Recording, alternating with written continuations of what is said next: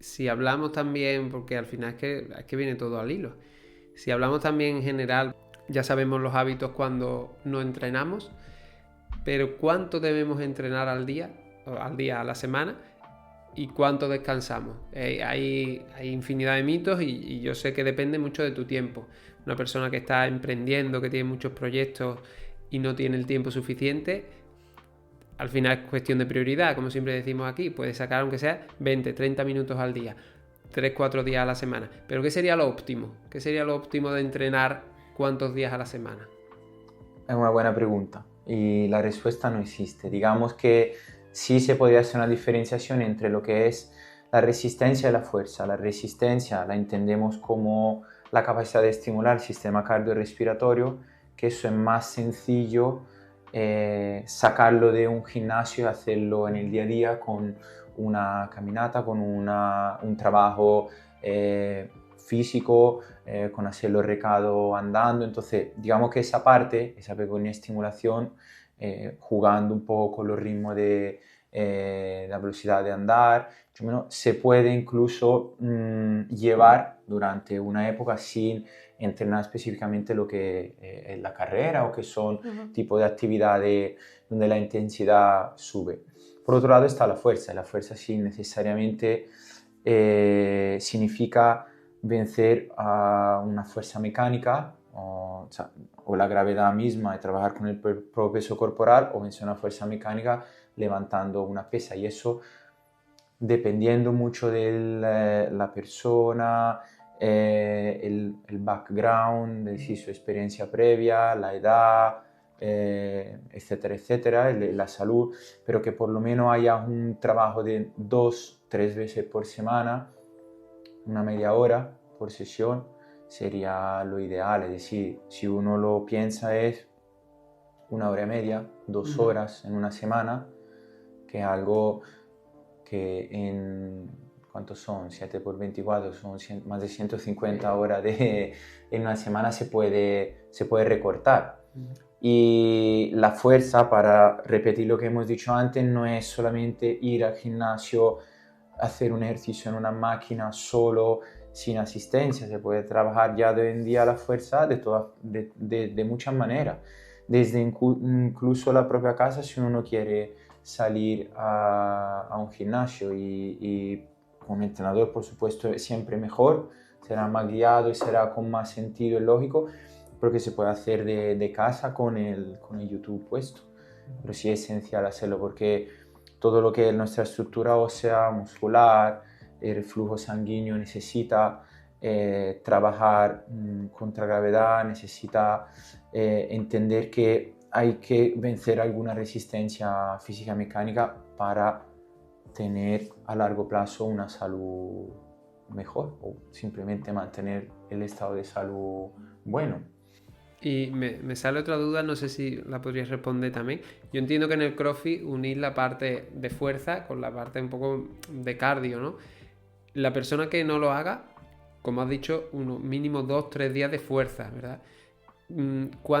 ¿Cuándo meteríamos una parte, digamos, más cardiovascular? ¿Otros días separados? ¿El mismo día de fuerza? ¿Cómo lo separaríamos en este caso? Ese es uno de las esferas de entrenamiento en el que me estoy especializando. Se llama entrenamiento híbrido, exacto. El entrenamiento híbrido es una corriente que viene del entrenamiento concurrente. El entrenamiento concurrente, como dice la palabra, es la concurrencia, la interferencia entre resistencia y fuerza. Porque una persona sin experiencia no tiene ningún tipo de problema sobre eso que ahora vamos a hablar, porque su cerebro no entiende si es un entrenamiento de fuerza o si es un entrenamiento de resistencia. Su cuerpo tampoco. Se está moviendo, está pasando algo allí y es beneficioso para el cuerpo. Entonces, una persona sin experiencia, una carrera representa tanto un trabajo de resistencia como un trabajo de fuerza al principio. Luego, con la experiencia, luego cuando uno es más avanzado, sí se necesita diferenciar más esa capacidad. Entonces, lo que siempre se ha dicho, que es un falso mito, es que fuerza y resistencia no se puede entrenar.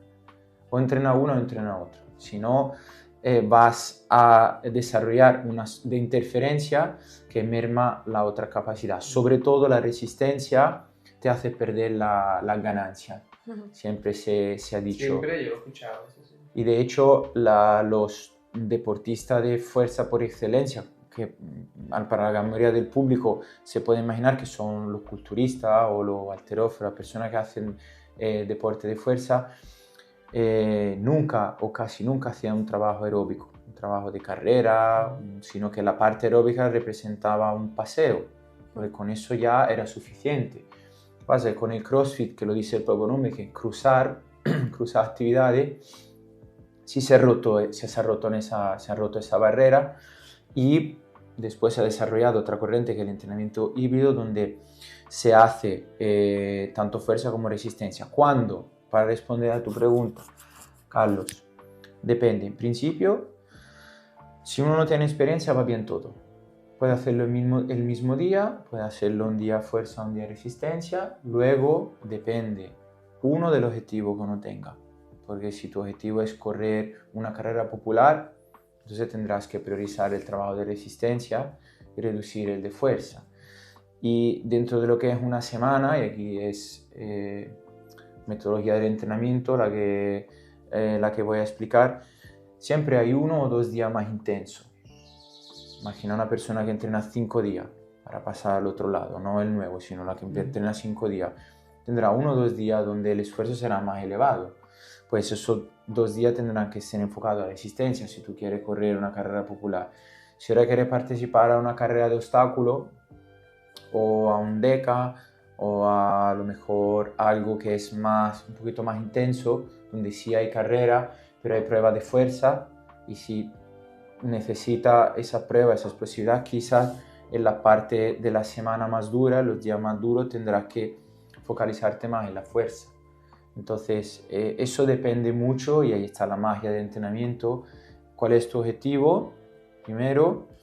¿Y cuál es tu experiencia también? Un atleta que viene de correr, del atletismo, podrá llevar mejor un entrenamiento de carrera de resistencia, incluso si es duro, que un atleta que viene de los deportes de fuerza o de un gimnasio, que a lo mejor el entrenamiento de carrera lo vas a lastrar tanto que la recuperación es más lenta. Entonces también depende de la experiencia previa, pero el objetivo es lo principal. A partir de ahí se crea un plan de acción. Pero por salir de dudas, en este caso del entrenamiento híbrido, ¿uniríamos el entrenamiento de fuerza con el de resistencia en el mismo día, en todos los días de esa semana? No, en todos los días de la semana no. El entrenamiento híbrido prevé trabajar una capacidad, o solo fuerza o solo resistencia, o el mismo día, pero en sesiones separadas. Entonces 2 sesiones al día. Aquí se habla ya de alto rendimiento, o de atletas que viven de eso o que se dedican profesionalmente a eso, o un día la resistencia, un día la fuerza. Y dentro de lo que es la resistencia, pues depende el tipo de objetivo que tengan. Será una resistencia a lo mejor más larga o más corta, tipo de resistencia a la velocidad o resistencia cardiovascular, capacidad aeróbica, por así decirlo. Y dentro del día de fuerza o del entreno de fuerza, lo mismo. Si tu objetivo pues prevé un esfuerzo corto, condensado en pocos segundos, entonces se trabajará ese tipo de estímulo.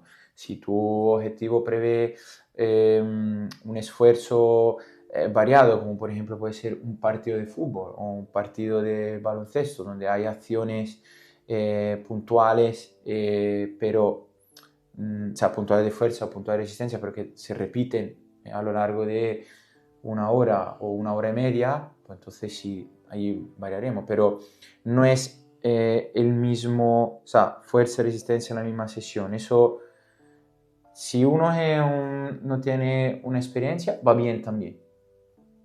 Perfecto. Pero cuando uno empieza a tener una base, años de entrenamiento, entonces se necesita diversificar, si no, no se avanza. Hay un estudio sobre eso.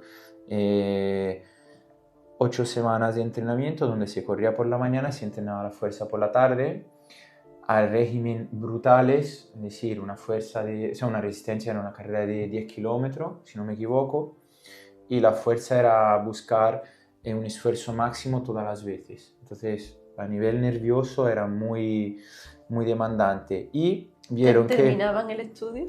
Vieron que la primera 7 semanas había una mejora, porque claro, era algo nuevo, y el cuerpo y el cerebro no estaban acostumbrados a eso.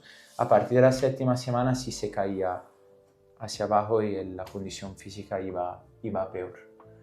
Obviamente ahora ya no hace falta llegar a esos extremos, pero sí se puede entrenar las dos cosas, pero que haya algo de diferencia, de distancia de tiempo. En el CrossFit, por ejemplo, se hace todo en la misma sesión, pero muchas veces tiende más a la fuerza que a la resistencia al entrenamiento. No hay esa separación tan clara, por eso se puede llevar.